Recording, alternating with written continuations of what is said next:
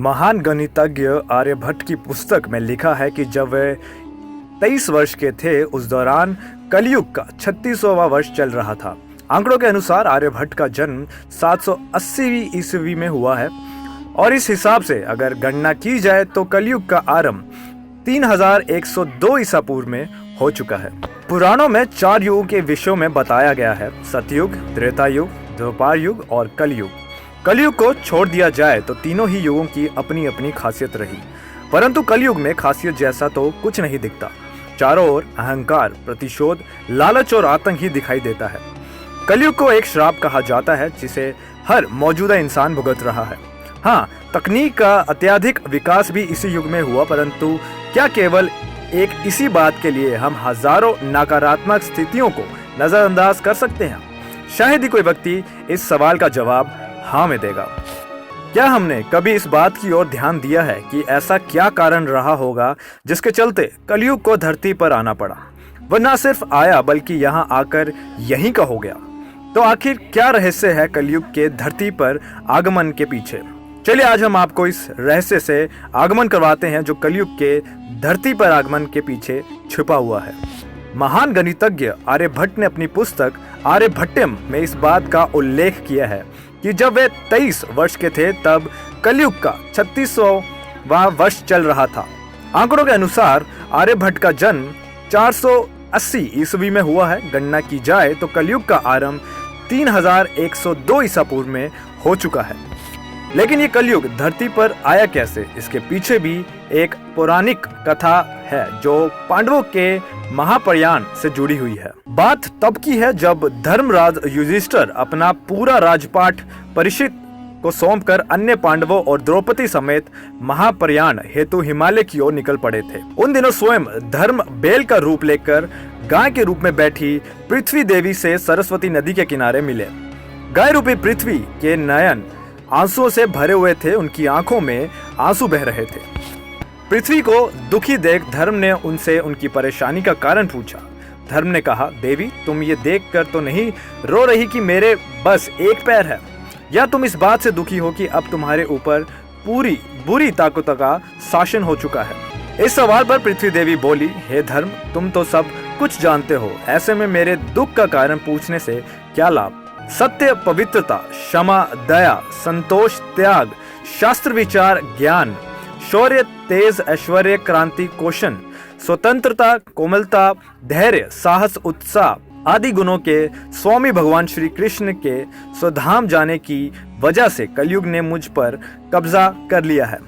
पहले भगवान कृष्ण के चरण मुझ पर पड़ते थे, जिसकी वजह से मैं खुद को सौभाग्यशाली मानती थी, परंतु अब ऐसा कुछ नहीं है। अब मेरा सौभाग्य समाप्त हो चुका है। धर्म और पृथ्वी आपस में बात कर ही रहे थे कि इतने में असुर रूपी कलयुग वहां पहुंच गया। बैल और गाय रूपी धर्म और पृथ्वी को मारने लगा। राजा परीक्षित वहां से गुजर रहे थे। जब उन्होंने ये दृश्य अपनी आंखों से देखा तो कलयुग पर बहुत क्रोधित हुए। अपने धनुष पर बाण रखते हुए राजा परीक्षित ने कलयुग से कहा, दुष्ट पापी तू कौन है? इन निहीर गाय और बैल को क्यों सता रहा है? तू महान अपराधी है क्या? तेरा अपराध क्षमा योग्य नहीं है, तेरा वध निश्चित होगा। राजा परीक्षित ने बैल के स्वरूप में धर्म और गाय के स्वरूप में पृथ्वी देवी को पहचान लिया था।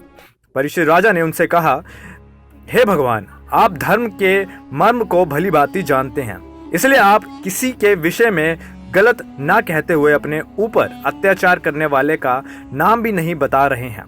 हे धर्म, सतयुग में आपके तप, पवित्रता, दया और सत्य 4 चरण थे। त्रेता में 3 चरण रह गए, द्वापर में 2 रह गए और अब इस दुष्ट कलयुग के कारण आपका एक ही चरण रह गया है। पृथ्वी देवी भी इस बात से दुखी है। इतना कहते ही राजा परीक्षित ने अपनी तलवार निकाली और कलयुग को मारने के लिए आगे बढ़े। राजा परीक्षित का क्रोध देखकर कलयुग कांपने लगा।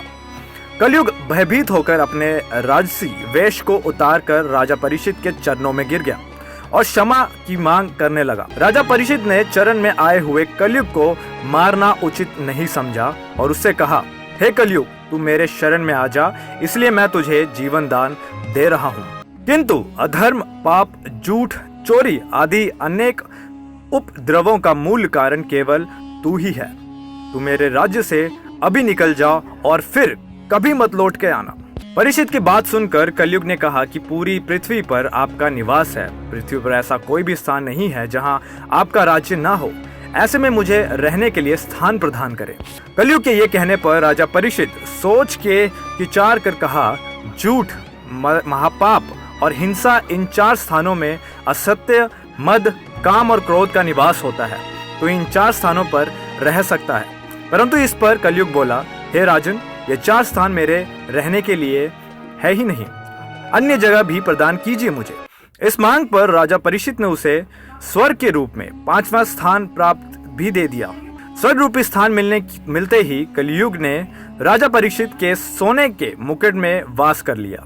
कलयुग इस स्थानों के मिल जाने से बहुत खुश हुआ, किंतु कुछ दूर जाने के बाद अदृश्य रूप में वापस आकर राजा परीक्षित के स्वर्ण मुकुट में निवास करने लगा।